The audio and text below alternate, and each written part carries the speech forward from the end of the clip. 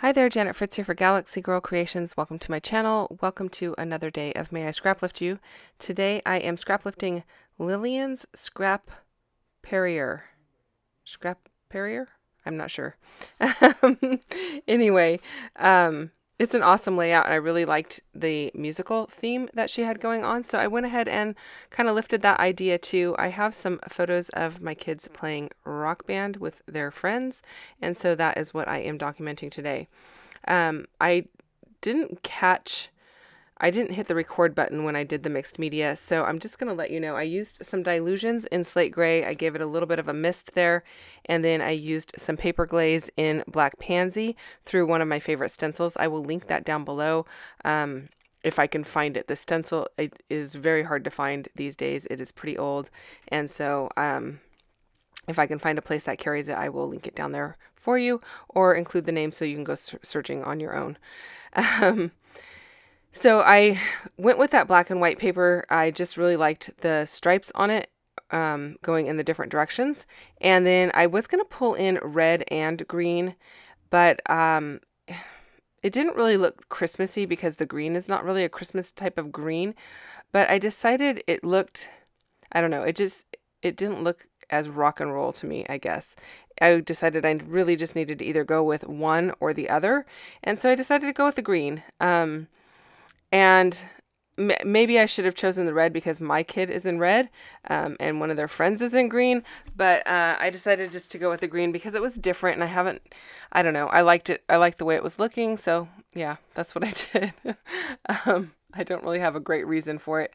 I have this kind of fabric material from SEI, and it has music notes on it, so I decided to rip some of that and use some of that as well. And here I'm still thinking I'm going with the red, but you're going to see me change my mind pretty quickly. I will put links down below also for where those piano looking cut files are from. I will try and get those in there pretty quickly. I am just voicing this the night before.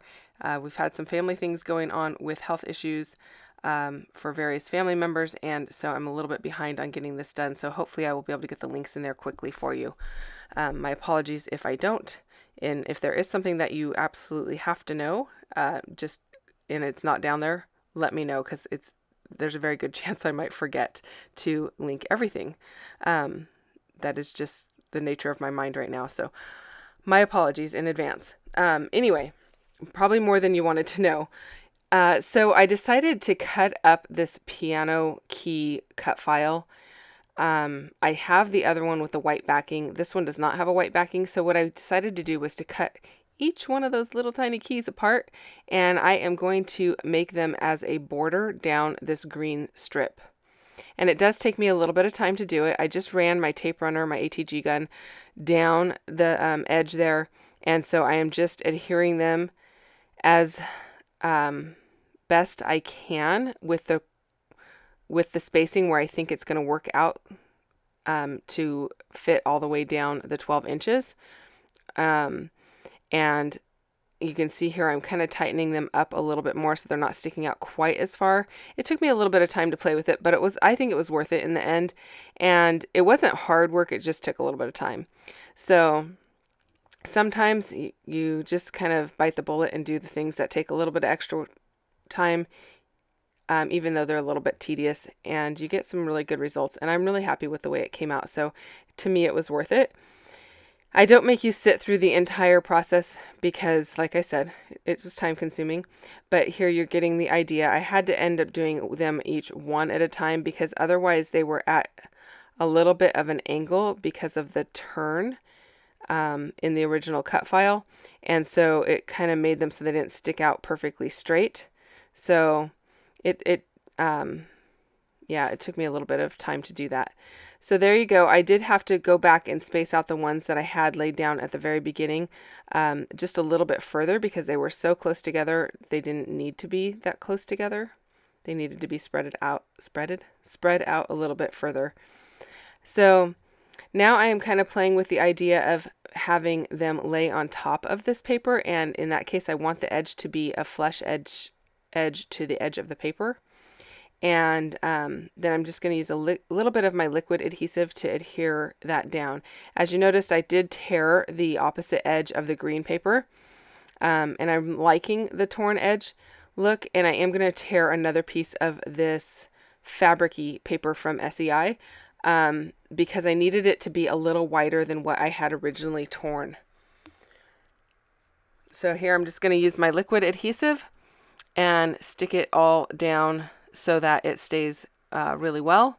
And the Nuvo Deluxe adhesive does a great job of that. I am making sure to put some of that Nuvo Deluxe adhesive over those keys again because I want to make sure that they are sandwiched in there really well. I don't want them to pull out at all once the ATG hits the fabric.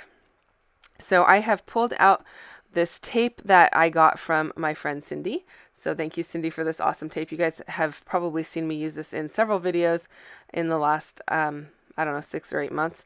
But I really do like this tape. And I know it looks like it is at a slant going down. It is because the paper is warped. It is really not at a slant. I did use my T-square ruler and it is straight across, but it doesn't look like it on the camera. And it's really annoying that it doesn't look like it on camera.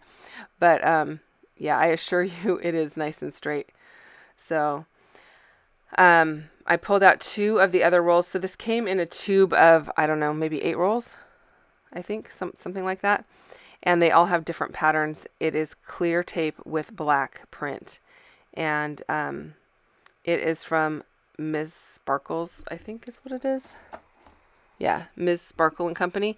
But I don't think they carry this at Joann's anymore. So I'm not sure if you can even get it any longer. But I do like it. And I really like the effect that it gives, especially with all the black and white going on this layout. So I am just using this single photo. I did have a couple other photos of this event, but one of them just had a couple of the other girls that were watching and hanging out.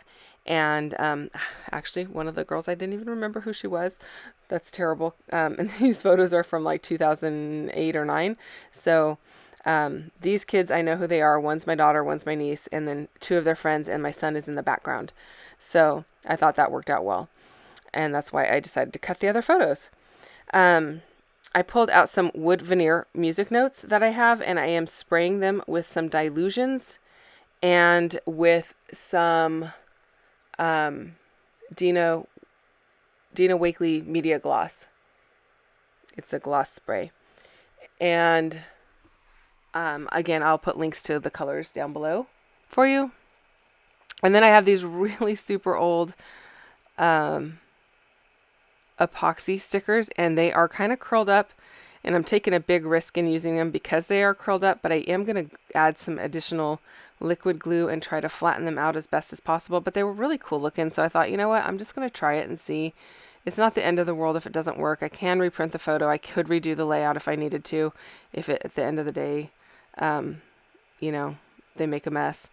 But they did stay after kind of, I put some additional glue and I set something heavy on top, and they seem to be okay so far.